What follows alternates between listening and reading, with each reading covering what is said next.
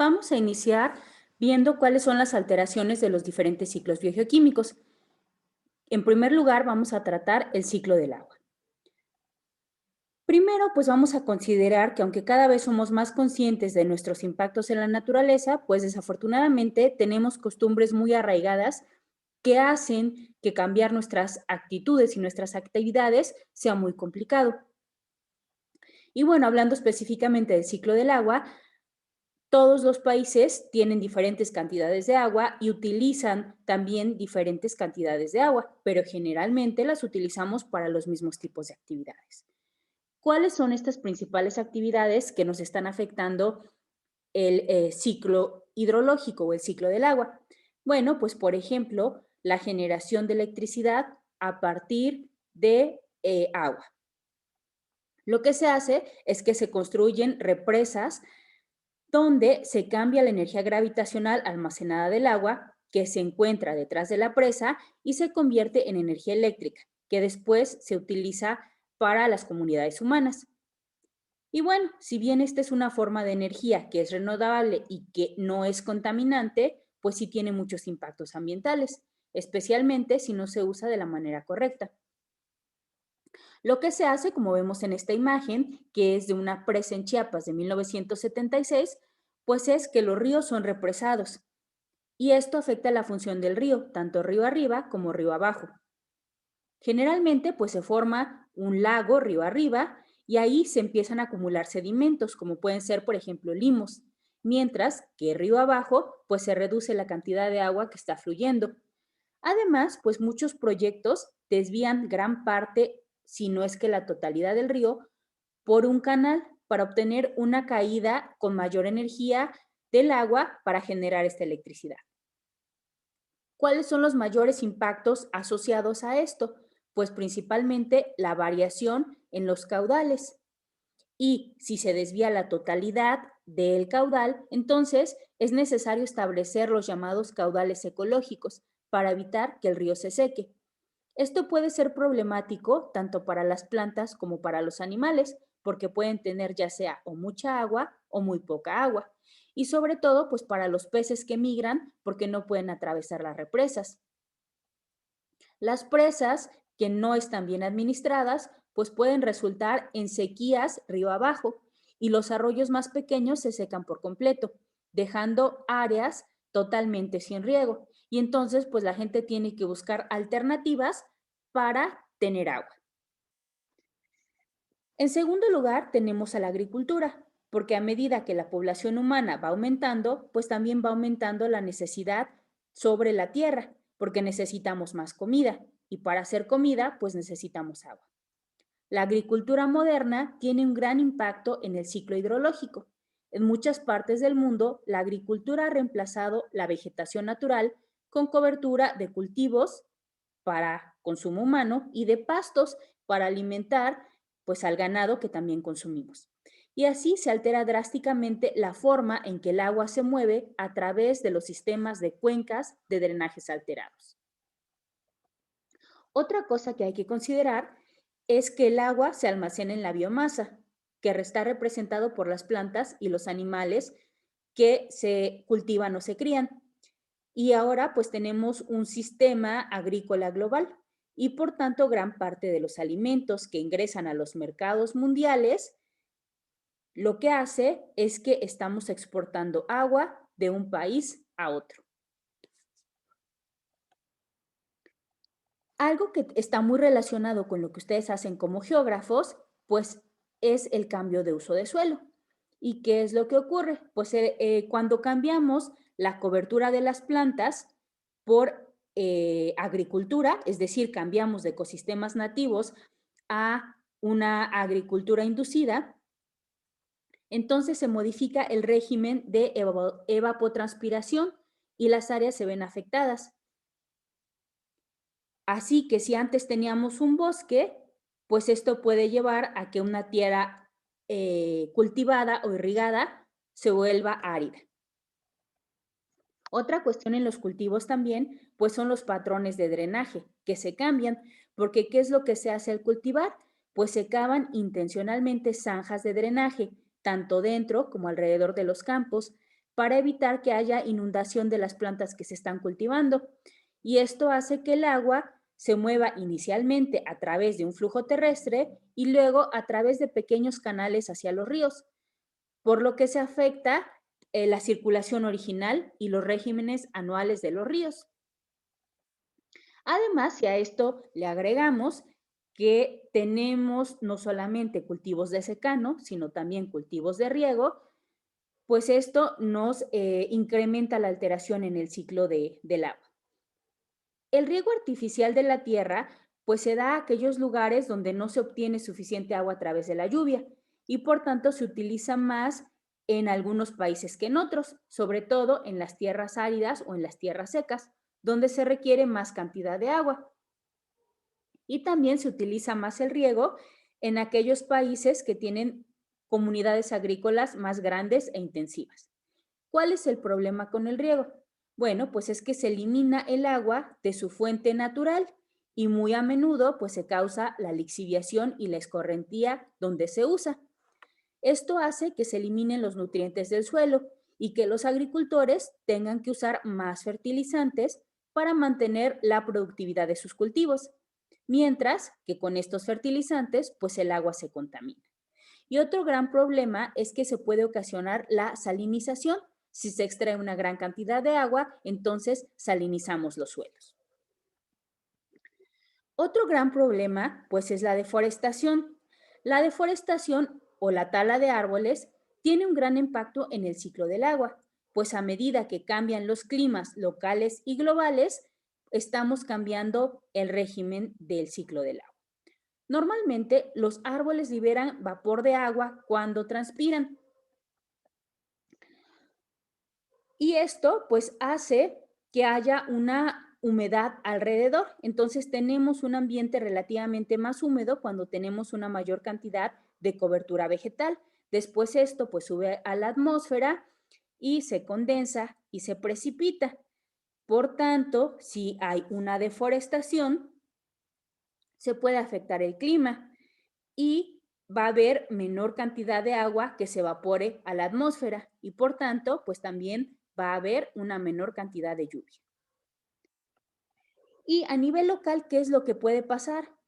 Pues si la tierra se vuelve más seca y menos estable, cuando hay lluvias muy fuertes, la tierra no es capaz de absorber toda el agua que está cayendo y por tanto, pues como ya les había comentado, aumenta la escorrentía y la lixiviación. Las áreas pueden volverse, por tanto, más propensas a las sequías, pero también más propensas a las inundaciones. Y esto va a afectar a las plantas, a los animales y a los humanos que viven cerca de las áreas deforestadas. Otra cosa que vamos a ver más adelante y más a fondo, porque es uno de los temas a tratar, es el efecto invernadero. Pero el efecto invernadero también está ocasionando una alteración en el ciclo del agua. El efecto invernadero es un fenómeno natural de la atmósfera de la Tierra. ¿Qué es lo que ocurre? Pues se atrapan gases y a su vez estos gases capturan la radiación infrarroja para mantener la Tierra en un rango de temperatura moderado en comparación con lo que se tiene con otros planetas del sistema solar. La actividad humana, como la quema de combustibles fósiles, ha originado un aumento en la temperatura de la Tierra y el aumento de esta temperatura de la Tierra puede significar un aumento de la evaporación, del derretimiento de los hielos o de otros procesos del ciclo del agua que afectan negativamente al clima de la Tierra. Y bueno, aquí entra otro tema que también vamos a ver más adelante y que es el calentamiento global. Pues los cambios en el contenido del vapor de agua en la atmósfera nos dan una evidencia de que el ciclo del agua está respondiendo a este calentamiento climático. Y bueno, ¿qué es lo que ocurre? Se tiene el cálculo de que en la atmósfera se pueden aumentar 7 grados más de vapor de agua por cada grado centígrado más cálido y por tanto la evaporación y la precipitación van a ser más intensas en un clima más cálido. Esto es que si seguimos aumentando la temperatura del planeta, el ciclo del agua se va a volver más rápido. Se tienen registros a partir de los años de 1960 y estos registros respaldan el hecho de que el agua de mar va a estar cambiando su salinidad. En algunos lugares se va a hacer más salada y en otros lugares se va a hacer un poco más dulce. Y esto pues porque la atmósfera conecta las regiones del océano y la pérdida neta de agua dulce va a ser la ganancia neta de agua dulce. Y lo que va a ocurrir es que va a haber un desfasamiento en los fenómenos meteorológicos y estos fenómenos meteorológicos que se van a hacer más intensos en unas zonas van a casi desaparecer en otras. Estos patrones espaciales, pues va a haber que haya mayores y menores cantidades de evaporación y precipitación en determinadas zonas. Las zonas que son húmedas van a ser más húmedas y las zonas secas se van a hacer más secas. Ahora, de manera general, las aguas subtropicales son altamente salinas porque la evaporación excede la lluvia, mientras que el agua de mar en las latitudes altas y en los trópicos, donde cae más lluvia de la que se evapora, tiene menos salinidad. La imagen que les estoy poniendo aquí, pues es del Mar Muerto. Como el nombre lo dice, no hay vida ahí porque hay una gran salinidad, hay más de 40 partes por mil de sal y es tanta la densidad que tiene que los cuerpos flotan. Este es un montaje, no se puede uno meter al mar muerto. De manera general también tenemos diferentes tipos de salinidades en los diferentes océanos del mundo. El océano Atlántico es la cuenca oceánica más salada y pierde más agua dulce por evaporación que por precipitación, mientras que el océano Pacífico se considera que es casi neutral. Eso quiere decir que la ganancia de precipitación casi es igual a la pérdida por evaporación, mientras que el océano austral, que es la región alrededor de la Antártida, está dominado por la precipitación. Los cambios en la salinidad de la superficie y en la capa superior del océano van a reforzar este patrón de salinidad y entonces el océano Atlántico se va a volver más salado, mientras que el océano Pacífico y el océano Antártico se van a volver menos salados. Otras cuestiones que también van a afectar y que están relacionadas con el cambio climático, pues son estas cuestiones de precipitación y evaporación, pero relacionadas a los fenómenos hidrometeorológicos, que van a hacer que haya mayor alteración en la parte del continente. Sin embargo, pues aquí tenemos una pequeña dificultad porque 70% de la superficie del planeta es agua, pero los registros que nosotros tenemos de las cantidades de lluvias y de precipitaciones a largo plazo los tenemos exclusivamente en la parte terrestre. Y ahí es donde podemos observar estas afectaciones por las tormentas y también las inundaciones. Y bueno, además, la salinidad de los océanos actúan como un pluviómetro, es decir, como una medida de la lluvia. Y esto ha resultado muy eficaz para hacer predicciones sobre los océanos. Y aquí lo que estamos viendo son las medidas de las que les hablé hace un momento en diapositivas anteriores, donde vemos cómo ha ido cambiando la media de la superficie de salinidad. Si pueden ver, tenemos ahí la parte de Sudamérica, está México, está Norteamérica, tenemos Europa y tenemos Asia. Y entonces vemos que a través de la evaporación, pues está cambiando estos patrones de salinidad. Y entonces, cuando hay mayor precipitación, se hace un océano más dulce, bueno, se llama agua dulce al agua que tomamos en general, y cuando hay una mayor evaporación, se tiende a tener una parte más salobre. Entonces, estos regímenes de lluvias lo que van a hacer es que van a cambiar incluso la salinidad del agua de mar. Y en este esquema les muestro cuáles son las afectaciones de manera general de la agricultura hacia el ciclo del agua. pero pues aquí vemos que está relacionado con el cambio climático global, con el aumento de las temperaturas, con los gases de efecto invernadero, con la población, con la demanda de comida y con la producción de comida. Pero también estos cambios y estas alteraciones que va a haber en el ciclo del agua, pues van a tener que ver con alteraciones del ciclo del carbono. Entonces, desde este momento estamos viendo que todo está interrelacionado. Cuando modificamos la cobertura vegetal, modificamos el ciclo del agua, pero también tenemos una menor cantidad de carbono, que va a ser nuestro siguiente tema. Ya para finalizar, les quiero poner este diagrama. Aquí está la dirección de internet de donde lo obtuve, es de un diario de España del 2019 y es unos científicos de varias nacionalidades, de Estados Unidos, de Inglaterra, de Suiza, de Francia y de Suecia, se pusieron a revisar la literatura existente y se dieron cuenta que únicamente el 85% de los diagramas que muestran el ciclo del agua, pues estaban considerando que no había interacción humana.